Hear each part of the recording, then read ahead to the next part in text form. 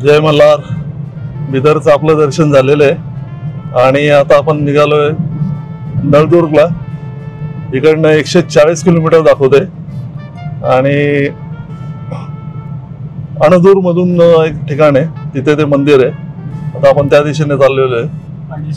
2.5 तासाचं रनिंग आहे. आणि महत्वाची गोष्ट म्हणजे काय की इथे बरेच रोडची कामं चालू आहेत. टोल नाके उभारणी चालू आहे, त्यामुळे आमचे बरेचसे टोल वाचलेले आहेत. त्या पुढच्या 2-4 महिन्यामध्ये जर तुम्ही कोणी प्लॅन केलात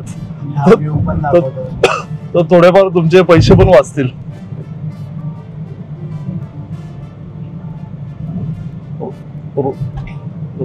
रोड सुंदर एकदम. आणि हा रोडला बिदरचा डॅम.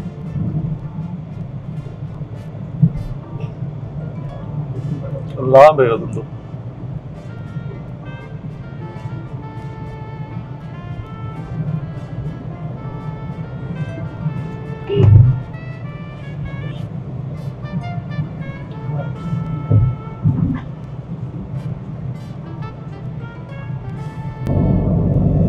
आणि हा बाजूला बिदरचा डॅम जो आपण मागे बघत होतो, लांब होता. त्याला 4च दरवाजे दिसत आहेत आउटचे.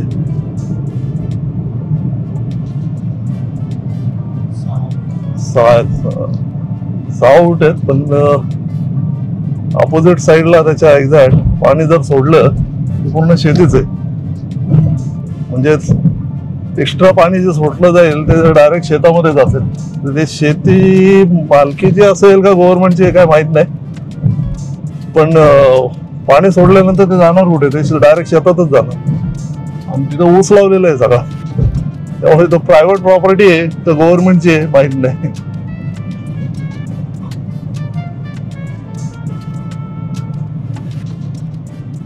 लास्ट मोमेंटला असा इंडिकेटर दिला की मग गडबड.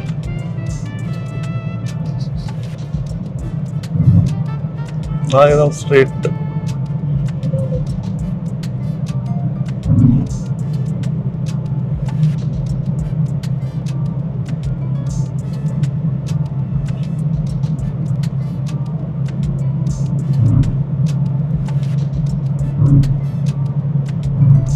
स्पीड लिमिट अजून काय इथं डिसाईड झालेलं नाही.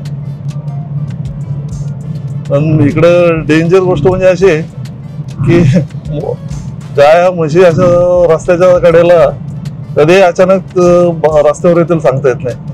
2 ते 3 इन्सिडेंट झाले, पण आम्ही कंट्रोल केली गाडी, कारण स्पीड कमी होता. जर एखादा स्पीड मध्ये असता तर 100% तिथं काहीतरी विचारित घटना घडलीच असते. काय रोडला बॅरियर नाहीये, त्यामुळे काय जनावर आरामात येऊ शकतात. दोन्ही साईडला येतात आणि दोन्ही साईडला शेती आहे, त्यामुळे काय शेतात बांधलेली जनावर पण दोरी लांब असेल तर रस्त्यापर्यंत येण्याची शक्यता. त्यामुळे गाडी जरा कंट्रोल मध्येच चालवा, की जेणेकरून असं काही अचानक आलं तर तुम्हाला कंट्रोल होईल आणि काही दुर्घटना होणार नाही. कारण देवाला जाताना आपण बरंच ऐकतो की असं ऍक्सिडेंट झालं तसं ऍक्सिडेंट झालं. वाईट वाटतं कधी ऐकलं वाचल्यात आलं की देवदर्शनाला गेलेल्या लोकांचं असं कसं व्हावं.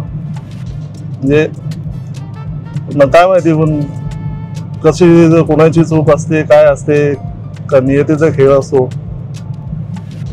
पण त्यामुळे शक्यतो गाव जवळ आलं आणि सिंगल रोड असला तर आम्ही थोडासा कंट्रोल मध्ये चालवतो.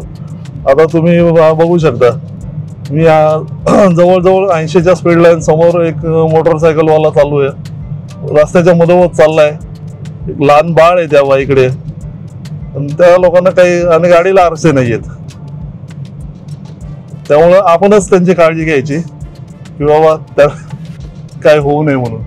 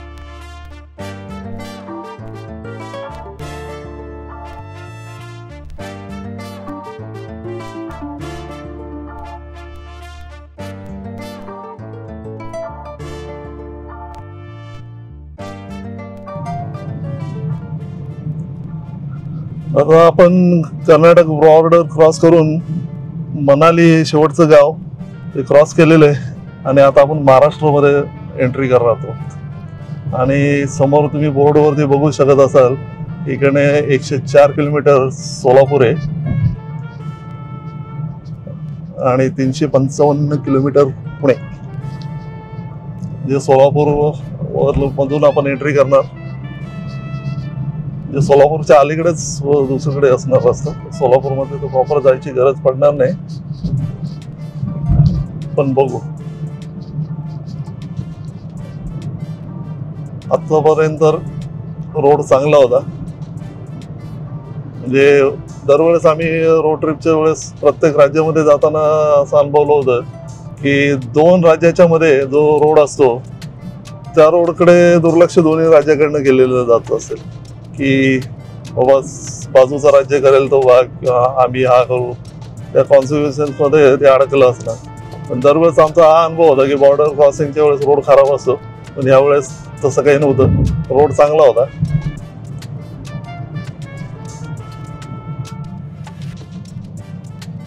आता कर्नाटक बॉर्डर क्रॉस करून आपण आपल्या महाराष्ट्रात आलेलो.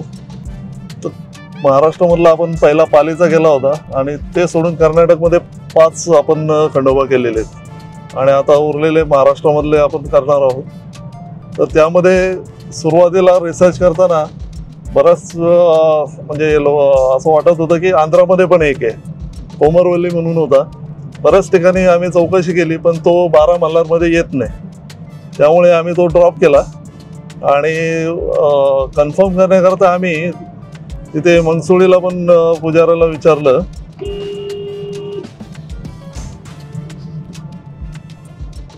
आणि त्यांच्याकडनं ते कन्फर्म झाल्यानंतर मग आम्ही म्हटलं की नाही, ह्या 12 याच्यामध्ये येत नाही. कारण आम्ही खंडोबाचं लोकेशन टाकून ज्यावेळेस जात होतो त्यावेळेस 2 वेळा असं झालेलं आहे की मॅपवरती, गुगल मॅपवरती जे आम्ही नाव टाकतोय शहराचं तिथे खंडोबाचं मंदिर आहे पण ते 12 मल्हारमध्ये येत नाही. त्यामुळं काय झालं की जे आता देवरगुट्टावरनं पुढचं जे जायचं होतं ते डिस्टन्स फक्त 30 किलोमीटरचं होतं. पण तेच आम्ही ज्यावेळेस याला टाकलं गुगल मॅपला त्यावेळेस लक्षात आलं की त्याने नेलं बरोबर त्या खंडोबाच्या मंदिराकडे, पण ते 12 मल्हारमधलं ते मंदिर नव्हतं. मग तिकडनं परत हे करून परत मॅपवरती एक जवळपासचं शहराचं हे लावलं, मॅप लावला. त्याच्यानंतर मग आम्ही ज्यावेळेस गेलो, रात्र झाली होती आणि रस्ता एवढा प्रचंड खराब होता की सेकंड गिअरवरतीच गाडी कंटिन्यू आमची जवळजवळ 1.5 ते पावणे 2 तास आम्ही चालवले. तर किलोमीटरमध्ये आम्हाला सांगता येणार नाही की आमचा एक्स्ट्रा किती झाला असेल, पण जे झालं ते झालं. ह्यातून आम्ही काय केलं की जिथं खंडोबाला गेल्यानंतर ओरिजिनल मंदिर सापडल्यानंतर तिथलं आम्ही पिन लोकेशन कलेक्ट केलेलं आहे. त्यामुळे आम्ही व्हिडिओच्या शेवटला तुम्हाला सगळे पिन लोकेशन देऊ की जेणेकरून तुम्ही ज्यावेळेस जाल त्यावेळेस फक्त तुम्हाला पिन लोकेशन टाकायचं आहे. आणि त्यामुळं आम्ही जसं भटकलो किंवा एक्स्ट्रा आमच्याकडनं जे पळापळ झाली माहीत नसल्यामुळे ती तुमची होणार नाही. म्हणजे तुमचा पुढचा प्रवास एकदम व्यवस्थित होऊन जाईल. जे जे अवघड आहेत म्हणजे गुगल मॅपवर ते टाकल्यानंतर वेगळ्याच लोकेशनला नेत आहे तशा खंडोबांचे स्पेशली आम्ही पिन नंबर हे गुगल पिन तर देऊच देऊ, म्हणजे जेणेकरून आम्ही जे भटकलो ते तुम्ही कोणी भटकणार नाही, म्हणजे परफेक्ट लोकेशनवरती जाल. आणि गुगल मॅप लावून जाताना तुम्ही एक कन्सिडर करून चला की कुठे म्हणजे कुठल्याही राज्यामध्ये गेला तर गुगल मॅपने जाण्यामध्ये एकच फायदा असतो की ते गावागावामधून नेतं. आणि मग त्यावेळेस तिकडे गेल्यानंतर आपल्या इकडची गावं आपल्या डोळ्यासमोर येतात आणि त्यांच्या इकडची गावं बघितल्यानंतर आपण ऑटोमॅटिकली कंपॅरिझन करायला चालू करतो की इथे असं आहे, आपल्याकडे असं असतं. आणि एकच टोल चालू आहे. वा, एवढा मोठा टोल उभारलाय, फक्त एकच टोल चालू आहे. दोनच लाईन चालू आहेत. एनिवेज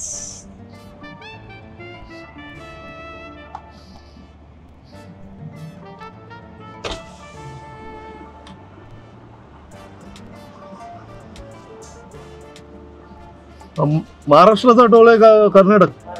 महाराष्ट्राचा.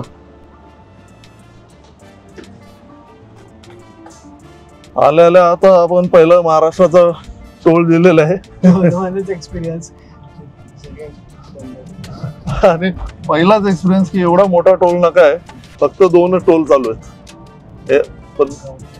पण कसं आहे की 2 काउंटर चालू जरी असले तरी जास्त ट्रॅफिक नव्हती. नाही तर मग आपला खेड शिवापूरचा जसा टोल नाका आहे किंवा पुणे मुंबईचे जसे टोल नाके आहेत तशी जर गर्दी असते तर मग आज जवळजवळ 3 ते 4 किलोमीटर मागच असतो.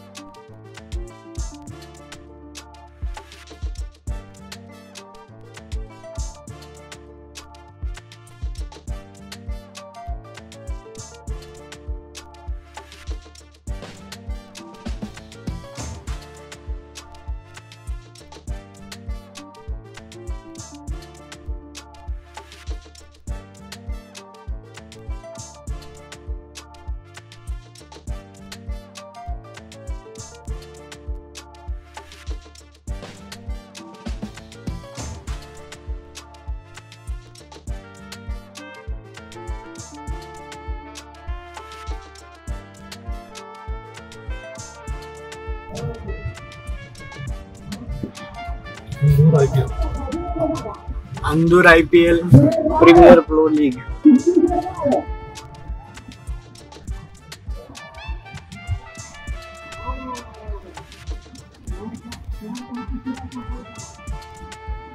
APL Andur premier league.